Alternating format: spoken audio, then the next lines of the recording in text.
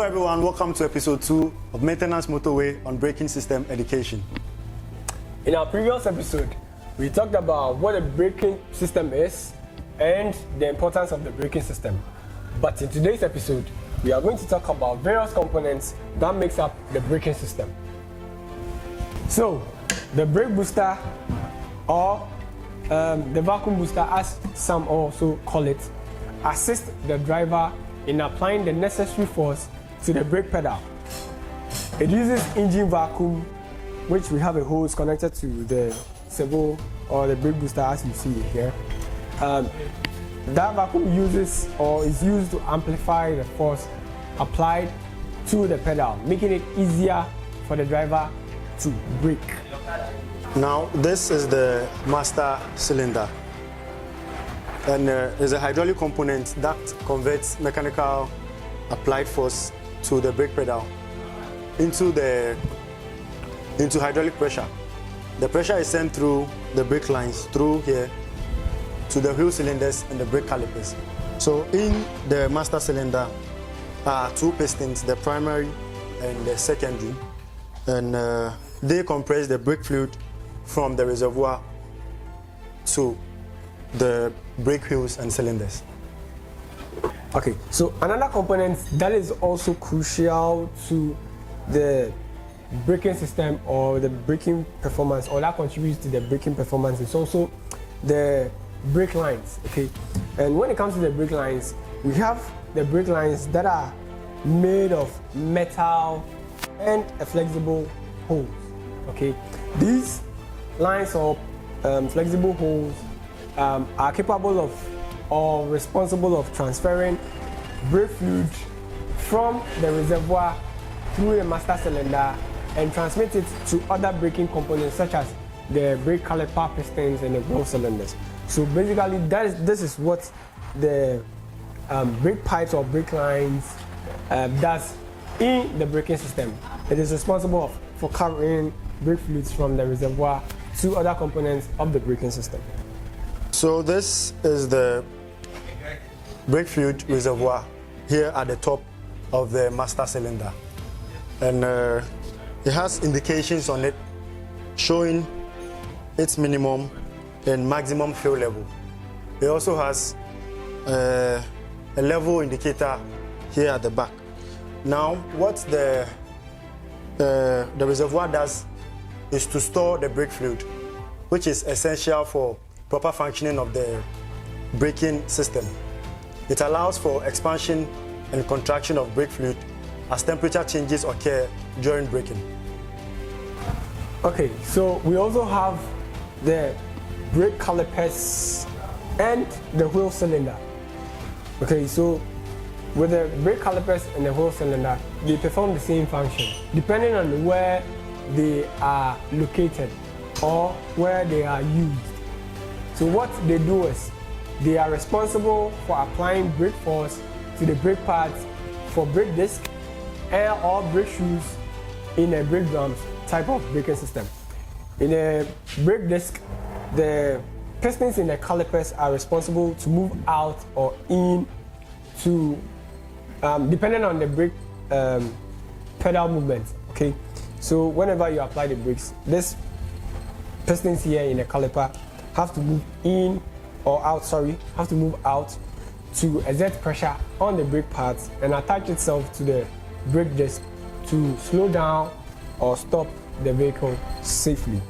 Now, with the brake calipers, there are several designs, but with this, I have a single acting piston here and I have a double acting piston here. Some of the brake calipers, they have two double acting pistons facing each other, and we have a single acting piston also facing each other. So it depends on what the manufacturer would deem it fit for his car or brand of car. Okay. Now, when you come to the drum type of braking system, you have the wheel cylinder. The wheel cylinder also internally has pistons that whenever brake fluids move in between them, it exerts forces at the back of the pistons, which moves outwards and activates these brake shoes so that they hold itself against the brake drum and stops or slows the vehicle down. So here we have the brake pads and then the brake shoe. The brake pads come in different designs. This one is for the front, and this one is for the rear. And this is the brake shoe. Now the pads are used in the disc systems, whilst the shoes are used in the drum systems. The friction material, which is this, right? It makes contact with the brake rotor or the drum brake, creating the necessary friction to slow down the vehicle. All right, so we also have I sometimes you call them the main components of the braking system. I feel that is without them, the brake pads or the brake systems are somehow irrelevant, because they have a lot of mounting surface for the hubs, for the brake pads, for the calipers. So I call them the main components of the braking system. Although we have other main components in the braking system too, as well, just as we've already discussed. So we have the brake disc or brake rotor. Then we have the brake drum. So with the brake disc, we have two frictional surfaces. That is one at the front and one at the back. The difference between the brake disc and the brake drum is that with the brake drum, you have no frictional surfaces in front of it, but rather the frictional surface is rather located internally of the brake drum. Okay, so that is where the shoes are incorporated. When it happens this way, it means that the brake shoes are going to move themselves against this frictional surface within the brake drum to bring the car to a stop or slow it down, depending on the condition and the nature of the road that you are driving on. But with the brake disc, that is where you have two brake pads here. So you have one at the front, or one at the back, and one at the front too as well. So something like this, okay? Something like this. So you have these two brake pads located inside the caliper. Then they are going to move against the brake disc or brake rotor to slow or stop the vehicle you are driving in.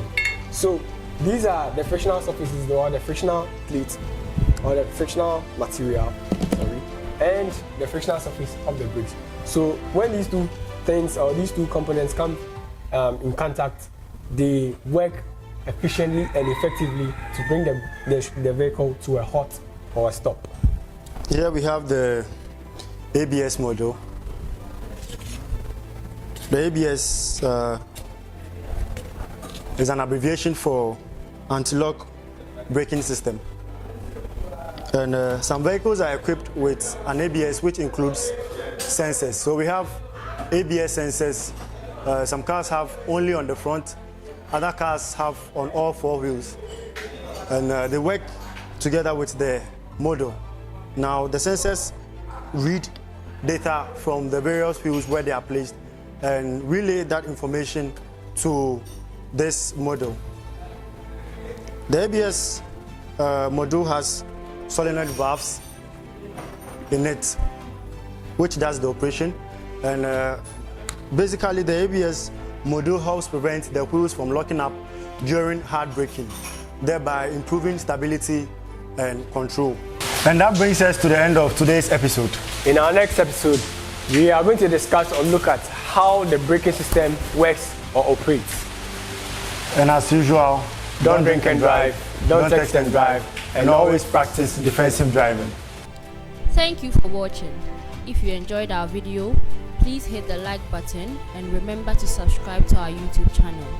Follow us on all our social media pages: Instagram, Facebook, LinkedIn, Twitter and TikTok at AutoShack Ghana for other educational